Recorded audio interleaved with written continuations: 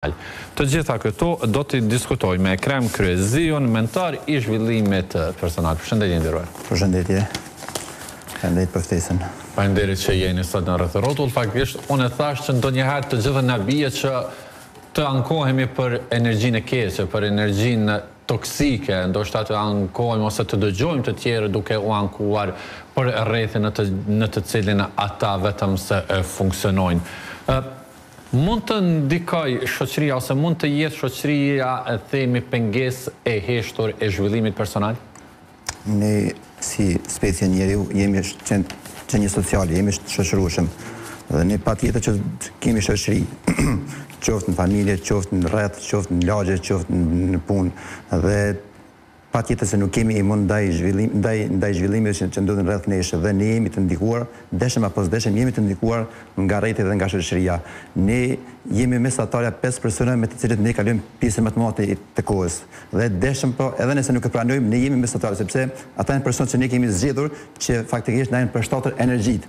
Ne mund të mos pajtohemi që ata janë baraz me ne, por ne jemi baraz me ta sepse ne kemi zgjedhur të qëndrojmë me persona të caktuar sepse ndihemi mirë me ta. Prandaj kjo është dhe ne gjatë qëndrimit me ta ne marrim nga ta dhe u japim aty. Pra ne nuk kemi asgjë më shumë se sa mesatarja 5 persona me të cilët ne kalojmë pjesën më të madhe të kohës. Dhe shoqëria sigurisht ka ndikim tek ne, gjithçka ka ndikim rreth ne, sepse ne nuk kemi qenie imune, jemi qenie fragjile, jemi qenie pa qëndrueshme dhe ajo çfarë do të bëjmë ne është që ne të zhvillohemi që të jemi më të qëndrueshëm, jo të ngurtësuar, por më të qëndrueshëm që të bëjmë ballë gjitha këtyre toksinave, sepse çdo njeri ka toksina në vete, ne me çdo person që jemi takuar ose që takohemi ka një dozë të toksinës, por dikush ka më shumë, dikush ka më pak. Por ne nuk mund t'i paragjykojmë ata, as mund t'i fajsojmë, as mund t'i kritikojmë, por ajo çfarë mund t'i bëjmë është të mbrohemi nga ta.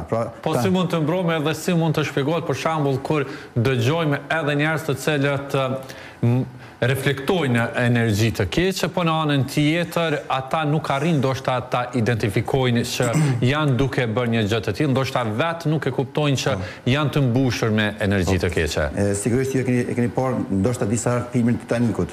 Funduesa Titanikut nuk ka shkaktuar për shkak të ujit rreth saj, por për shkak të ujit që ka hyrë brenda saj. Dhe ne duhet të mos lejojmë që gjëra toksike të hyjnë brenda nesh, sepse ne do të ballafaqohemi çdo ditë në rrugë, gjithkohë çdo ambient, ne ballafaqohemi me toksina, por qëllimi është ta mbrojmë veten që të mos futen. Po si ta mbrojmë, sepse e dim që ndoshta në të thënë është shumë lehtë, por në të bërë është pak më e vështirë, më e komplikuar. Njeriu është qenie në evolucion në sipër. Çdo fëmijë i lindur sot është më i zhvilluar, më i zgjuar se sa dje. Dhe kjo është një mesazh nga universi që neve na jep çdo ditë që ne duhet të ndryshojmë. Dhe si të ndryshojmë për të mirë, pra pozitivisht. Dhe kur ne ndryshojmë pozitivisht, kur ne shkëputim nga turma, kur fillojmë të mendojmë, mos mendojmë si turma, por të mendojmë si individ, sepse turma mendon me emocion, ndërsa individi mendon me logjik. Dhe ne kur shkëputim nga turma, atëherë ne jemi vetvetja. Përndryshe ne nuk kemi vetvetë kur jemi në turmë. Dhe kur shkëputim nga turma, ne vendosim kufijt tanë. Jo kufijt e të tjerëve, por kufijt tanë. Pra ne ndërtojmë. Pra thua që ndryshimi një metodë e ndryshimit është nëse ne distancohemi nga të tjerët? Nuk është qëllimi të distancohemi për njerë, qëllimi është të distancohemi në mënyrë të zbutur, Pra shkputja nga turma. Nga turma gjithsesi nga turma, sepse ne kur hyjmë turmë ne jemi baraz me turmë, pra. Nëse hyjmë turmë nuk shohim asgjë më shumë se sa që është turma. Pra ne duhet ngrisim njëherë se disa nivele më lart se sa turma dhe pastaj të shohim dhe të mendojmë dhe të veprojmë si individ, sepse njeriu është krijuar si individ, jo si turmë. Turma bëhet për shkak të frikës. Turma bëhet për arsye të ndryshme, por individi është i vetëm. Cilat janë metodat praktike? Faktikisht ne jemi të pajtimit të asaj që të qëndrojmë pozitiv, të jemi njerëz të cilët të shohim gjithçka me pozitivitet, por faktikisht jo çdo herë ja dalim, jo çdo herë kjo gjë është shumë e thjeshtë dhe jo çdo herë ne arrim që të mbrohemi nga energjia e keqe.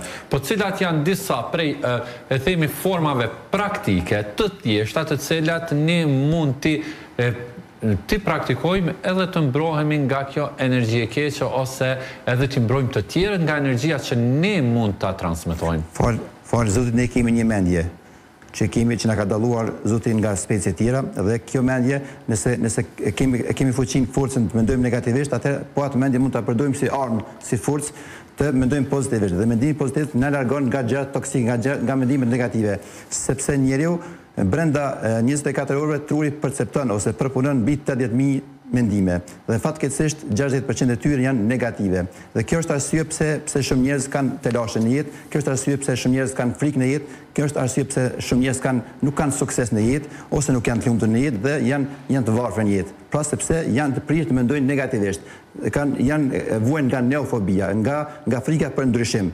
Pra kur njeriu vuan nga frika për ndryshim thotë jo mos ta bëj këtë sepse më duhet diçka, jo mos ta bëj këtë sepse dështoj. Pra kjo është ndalesa e parë, pra vetëm pengesa që neve na lën të zhvillohemi nuk janë jashtë, por janë brenda. Pra gjithçka që neve na ndodh për ne, brenda nesh dhe jashtë nesh, është ajo që ndodh brenda nesh. Dhe ne duhet merrem me brendësinë, jo me jashtësinë, jo me persona toksik që janë jashtë, por të merrem me pjesën e brendshme tonë që si trajgojmë ndaj tyre. Dhe për mos marrë toksinë e një personi tjetër, që do të flasim më vonë se si mund të jetë një person toksik, atëherë ne duhet të vetëdijsohemi, pra duhet të ngrisim vetdijen në nivel ose disa nivele më lartë. Ku jemi të vetëdijshëm, pra kur bashkëpunojmë me vetdijen, sepse ne nuk kemi mendja jonë, ne nuk kemi sjellja jonë, ne nuk kemi mendimin jonë, ne jemi vetdija jonë, pa njeriu është vetdije. Dhe pra shku sa është vetdija, atëherë kupton çfarë është e mirë dhe çfarë është e keqe për të. Po kur jemi toksik, që e përmendë do ta diskutojmë faktikisht, sepse edhe në fillim të bisedës thash që ka shumë njerëz ndoshta që nuk arrin të kuptojnë që janë duke transmetuar energji të keqe, energji toksike. Ata ndoshta nuk e shohin, nuk mund ta identifikojnë veten se janë futur në ujërat e toksicitetit. Gjëja por shumë gjëra nuk i kupton mendja, por i kupton trupi, gjuha e trupit. Sigurisht na ka ndodhur neve, ty e të gjithëve, kur rrim me persona të caktuar, ne nuk mund t'i vëmë asnjë emër se çfarë lloj toksine mbartaj, por kur ndahemi nga ai, ne shohim që e kemi një plagështi, kemi një lodhë, kemi një si themi ne mbark, madon barku. Domethënë është një disa persona që nuk kanë emër, nuk mund t'i vësh një emër, as mund të dish pse është toksik, por trupi nuk e duron. Pra trupi e ndjen toksinë e tina, se ne po themi toksinë, por toksina është helm. Pra është persona toksik e injektojnë helmin, e injektojnë toksinën sepse ata kanë dëshirë, qëllimi i tyre është sepse ata nuk janë të vetëdijshëm për toksinat e tyre që i kanë trupin e tyre dhe në mendjen e tyre. Ata dëshirojnë të shpërndojnë atë toksinë siç dëshiron gjarpi ta shpërndojë helmin e vet dhe të sa më shumë njerëz. Sepse ata duan ta bindin veten, ta argumentojnë veten se ata kanë të drejtë dhe janë duke bërë gjën e duhur. Prandaj kërkojnë sa më shumë persona. Për shembull, një person thashet e magji kërkon edhe një person tjetër ose disa persona tjerë që bëjnë një thasheteme. Pra kjo është një person toksik dhe që ne duhet të largohemi nga ai.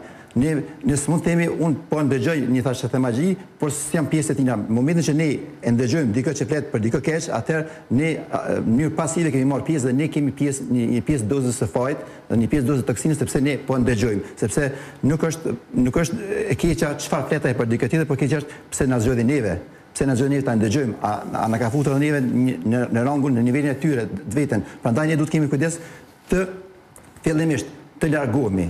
Qoftë koleg, qoftë shok, sepse toksik mund të ketë në familje. Pra toksik, një person toksik përveç atij i cili bën thashetame, që t'i rendisim disa prej elementeve që e identifikojnë një person toksik. Cilat janë ato elemente? Kam futur në librin tim 100 persona, jo një person, por 100 persona. Disa elemente që e bën një person toksik. Një person toksik mund të jetë një person vulgar, një person agresiv, një person egoist, një person gënjeshtar, një person që si që thamë thashet e magji, mund të jetë një person manipulues, një person mashtrues.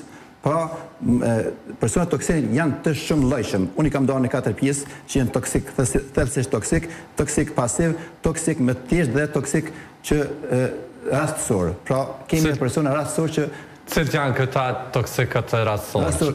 Toksikët rastësor, ta zëm të takosh me një person që nuk e ke njohur, nuk e njeh, dhe ai ta shpash një ndjenjë të veten, një mërzi të veten, një vujtje të veten dhe ti automatikisht deshte apo s'deshte ti do të bësh bashkë me vujtjen e tij dhe ty të bën të ndihesh keq, sepse e ke marrë një pjesë të vujtjes së tina, një pjesë të toksinës së tina, sepse vujtja është toksinë, është helm, dhe ti automatikisht e ke marrë dhe ti ke filluar të ndihesh keq. Dhe kjo është pjesa e toksinës që ti pas ke qenë i mbrojtur, nuk e pasur kufi, e ke lejuar. Po nëse dikush ankohet, ka një problem në jetë, ka një barë momentale në të cilën është duke e bartur, dhe në momentet që ankohet, pa tjetër mund të konsiderohet toksik, nëse e nda në një hall, një breng me dika. Du t'jesh empatik, nuk ka rëndësi në jetë çfarë na ndodh, rëndësi ka se çfarë bëjmë me ato që na ndodh. ke ka rëndësi, sepse në jetë mund ndodh gjithçka, por ka rëndësi ne si reagojmë ndaj saj. Dhe nëse ai e ndon me ty, atë ti duhet të jesh empatik, duhet të kesh ndjesi, duhet të kesh ndjeshmëri që ti bashkohesh atina, ti ndihmosh. Po, se faktikisht kjo është ndarja që sqarimi që duhet të bësh. Po, nëse dikush e ndon një dhimbje me ty, një lëndim, ti nuk duhet ta injorosh, nuk duhet të thosh s'ke nevojë të mërzitesh. Kjo s'është asgjë, mua më ka ndodhur më vështirë. Domethënë ti vetëm sa e acaron, vetëm sa ja shtyn atë dhimbje, po ai e ndon me ty, ai e shpreh një dhimbje me ty sepse dëshiron ta ndajë atë dhimbje dhe të marr pjesë. Kjo nuk do të thotë që ty ta jep toksinë, por do të thotë që ti e bën të ndjetaj më lehtë. Pra i ndihmon. Por kush i ndihmon? I ndihmon nëse ti je në nivel më të lartë se ai, jo nëse ti bie në nivelin më të lartë. Pra, nëse ti në shkollë më lart, ai më poshtë ti mund ta tërheqësh nga grupa, por jo nëse ti hyn grup me ta. Pra, jo nëse fillon ti të mërzitesh sikur ai. Gjithherë pra, kur kemi të bëjmë ndihmë në çështjen emocionale, ne duhet jemi vedije, duhet kemi pak më lart. Për të ndihmuar tjetrit, duhet jemi gjithherë në emocion, në energji pak më të lartë. Po çka për personat të cilët ndoshta kërkojnë e themi këshilla ose ndihmë, kërkojnë ndihmë, por që nuk e pranojnë pastaj atë. Ndoshta kërkojnë një këshill, kërkojnë që të ndihmosh në një gjë të caktuar, qoftë për të kaluar një fazë të vështirë ose ndonjë problem, por janë të njëjtët që pastaj kategorikisht çdo gjë refuzojnë. Nëse ka pasur probleme në jetë dhe ti nuk i ke pasur atë problem, ti s'mund të ndihmosh. Pra vetëm ndihmën e vërtet mund të jap vetëm ai që i ka përjetuar atë ndjenjë, atë emocion. Ti mund të jep si një mentor zhvillim personal, por pa provuar, pa ndjer të dhimbjen e tij atë s'mund të ndihmosh. Dhe ka persona që kërkojnë ndihmë por nuk dëgjojnë. Ne s'to kemi faj. Ne s'to kemi faj ata, domethënë ata nuk i besojnë. Pse ndodhin gjëra të tilla? Sepse ai është shkëputur nga vetja.